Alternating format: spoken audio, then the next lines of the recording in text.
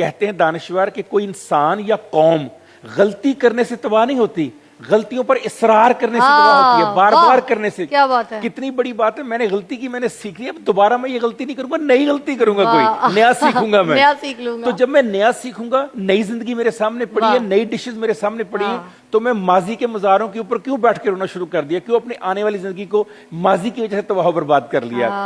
माजी के बारे में कहा जाता है even God cannot change the past. माजी को तो कोई भी नहीं बदल सकता, वो जैसा है वैसे का वैसा ही रहना है। हाँ, मैं अगर आज अच्छे काम करूं, आज अच्छी हरकतें करूं, आज अच्छे अफाल सर अंजाम दूं, तो मैं अपने माजी पे लगे हुए सारे धब्बे धो सकता हूं। मैं अपने माजी में तमाम गलतियों की बेहतर अंदाज में आज और आने वाले दिल में बेहतरी कर सकता हूं। बड़ी खूबसूरत बात C.S. लोइस ने की।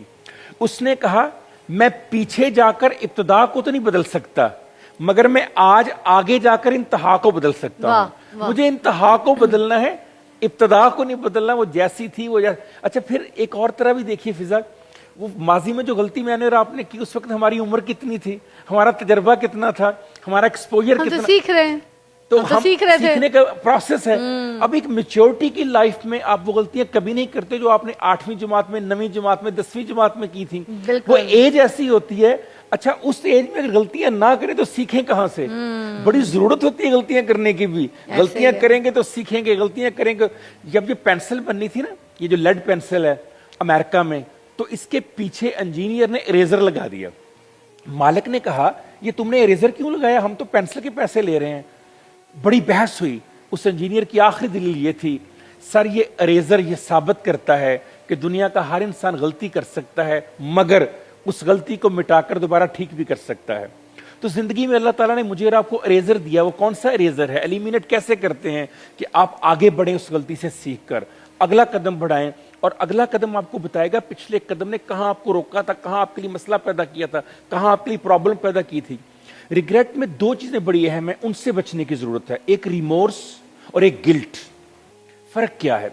जो होता है ना रिग्रेट, पछतावा, वो होता है तखय्युल में या इरादे में। जो होता है ना रिमोर्स, उसमें आप बाकायदा माजी में रहना शुरू कर देते हैं और अपने आप को दुख देना शुरू कर देते हैं। और गिल्ट में क्या होता है, बाकायदा बीमारी हो जाती है, आपको एहसास कमतरी का शिकार हो जाते हैं, गुनाह हर वक्त आपके ऊपर तारी हो जाता है। तो अल्लाह ताला ने तो कहा कि मैं माफ करने, उसने कहा मेरी रहमत मेरे गजब से ज्यादा है।